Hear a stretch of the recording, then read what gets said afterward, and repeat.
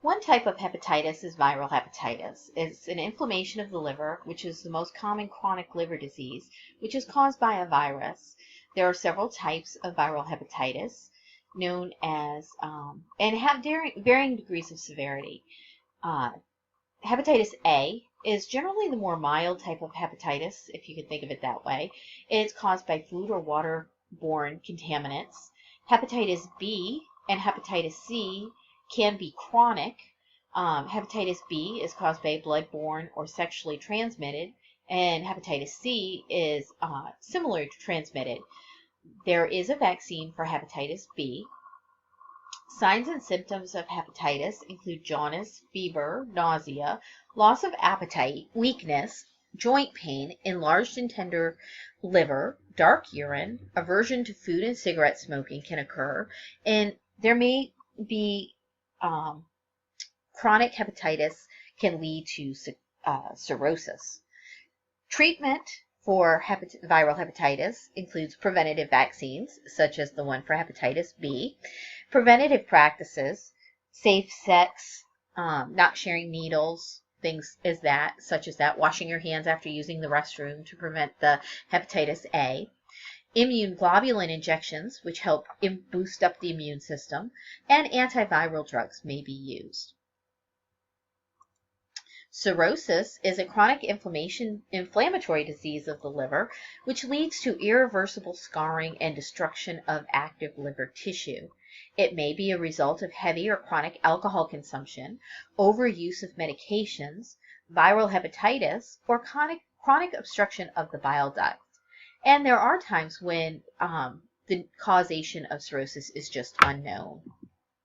Signs and symptoms of cirrhosis include an enlarged liver, which is known as hepatomegaly, with normal tissue being replaced with fibrous tissue. It causes a decrease in the liver function, along with nausea and vomiting, weakness, jaundice, swollen ankles, loss of weight, loss of body hair, massive hematesis, and coma or even death. Treatment for cirrhosis is basically generally cessation of the causative agent. People with severe cirrhosis may require a liver transplant. Pancreatitis is inflammation of the pancreas. The most common cause of pancreatitis is excessive alcohol consumption, but it may also be caused by a blockage of the bile duct, which causes pancreatic enzymes to back up to the pancreas, or irritation. Cholelithiasis and cholecystitis.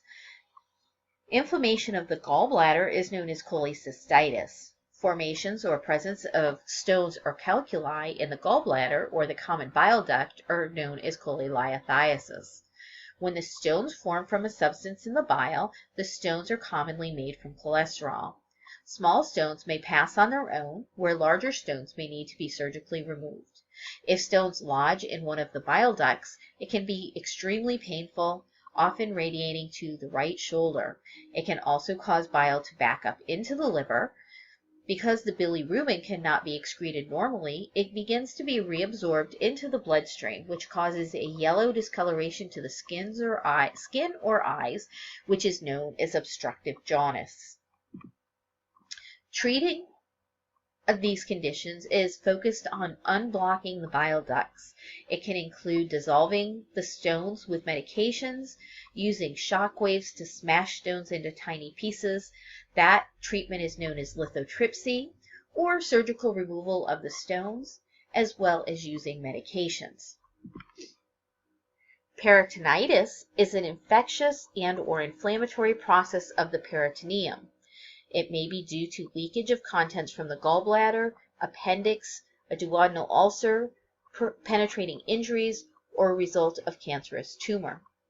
Signs and symptoms include pain, fever, malaise, shock, and even abscesses. Treatment includes correction of the cause, may require surgical intervention, and treatment with antibiotics.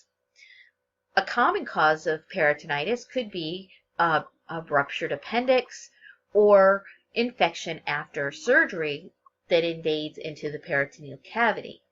Generally, the peritoneal cavity, being self-contained, is not exposed to conditions that could cause an infection within the peritoneum.